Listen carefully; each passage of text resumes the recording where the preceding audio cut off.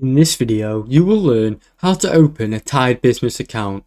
First, visit the Tide website or download the app. Go to the official Tide website and download the Tide app from your phone using the Google Play Store or Apple App Store. Then, sign up for an account. Click on the option to open a business account. Enter your email address and create a password. Alternatively, you can sign up using your Google or Apple account. Next, choose a type of business, such as limited company, sole trader, partnership, etc. Prove details such as your business name, registration, and other relevant information.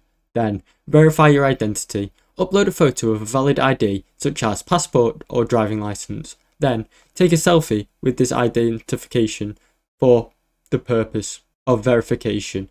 Then, enter your personal contact information, such as your phone number and address.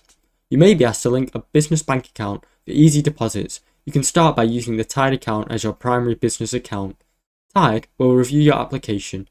This will take a few minutes to a few days, depending on the verification process. Once approved, you have access to the Tide business bank account, where you can manage, pay, invoices and more.